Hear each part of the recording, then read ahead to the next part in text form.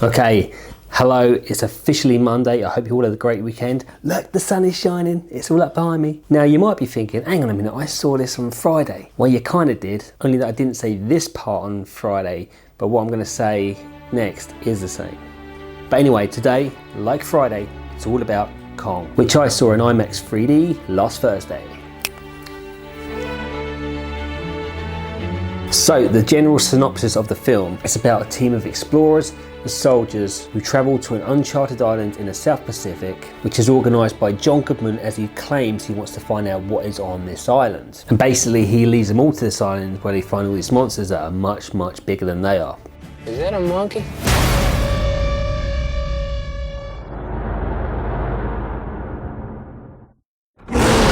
So in typical Shaun nature, I do not like to give too much away about a film, so to keep it very subtle and low key. After the humans first piss off Kong, that guy, they are separated into two teams. The explorers on one team who just want to respect Kong and they just want to leave the island. And on the other team are the soldiers who are led by Sam Jackson, and these just want to destroy Kong. And I think this is what I like, because it was an ensemble movie where like no lead character took priority over the other ones. They were all kind of on the same level, really. Even Kong was on their level, not height level, you know, but he's bigger than them.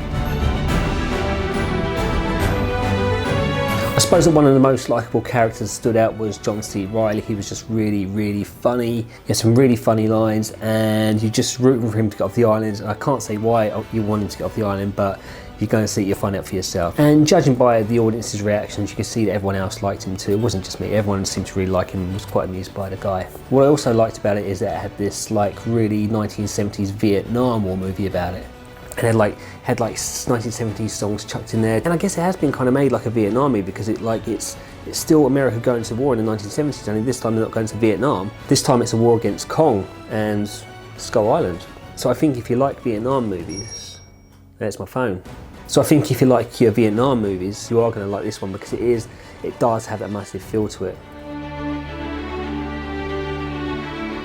Now, before I went in, one of the Odeon staff members, he said to me that seeing it in IMAX is the best way to see it, and I will honestly say this is just so true. You actually really need to see this on the big screen. You need to see it in IMAX because everything in the film is just so big. The monkey, he's really big, the spiders are big, and apparently the ants are big too, but you never actually get to see these. You just hear they're really big. It's us humans that are the size of insects in this film. And I think the movie does really make you feel like you're that small as well. It just feels like you're in this world where everything's just so massive. Well, I feel like that most of the time anyway, because I'm not that big really.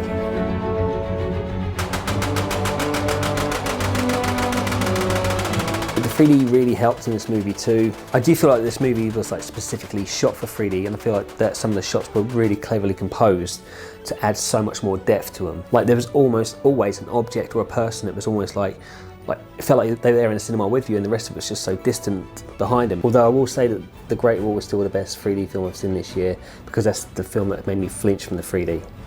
Kong didn't quite do that, but you know, hopefully there's going to be some more coming up this year. So the little things that intrigued me about this movie, the titles. So the opening IMAX titles, which you get before any IMAX film, it's saying IMAX is really great, all this sort of stuff, but it was actually done to the Kong theme this time. It wasn't your standard IMAX titles, which I think was a really good idea. Obviously, probably from Warner Brothers. I think it's a really great idea. It really brings you into the movie before the opening titles start.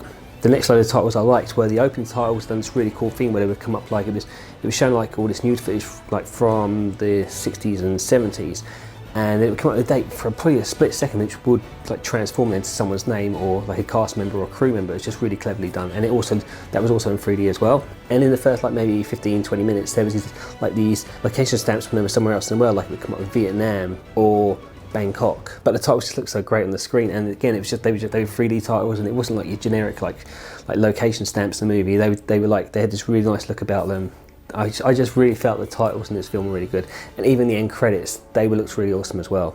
And so on that note, it might be worth mentioning that I was also told by the Odeon staff member that it's worth staying after the end credits, and I'm going to give you the same warning and say there is something after the end credits, so if you like those sort of things, stick around for it. But the end credits are quite long, and although these end credits look really good in 3D, I'm not sure if it's worth staying for the thing that happens after the end credits. I mean, I wasn't that thrilled by it, to be honest, but If you don't mind sitting through like 5 minutes of credits and you want to see this little bit at the end, and yeah, obviously it's a bit of a wait, but you know, if you like this thing, just stick around for it. You know, bring a sandwich or something, or you know, help the Odeon clear up or something. Bring a black bag and a dustpan and brush.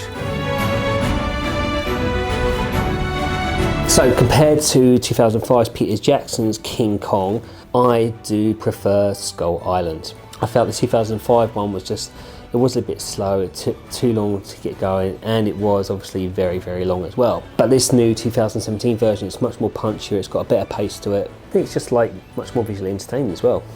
I know back then they just started with the CGI monkeys, but I think obviously like now, what's it, like 12 years later, they seem to have mastered it really well, and I think everyone's doing it these days, aren't they?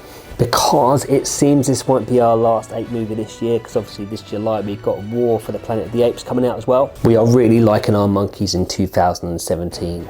But before the summer, I do come back on Wednesday for another trailer of Beauty, and maybe, just maybe, on Thursday or Friday, there might be a competition where we're giving away 2 tickets for the Odeon Cinemas. Peace out, people.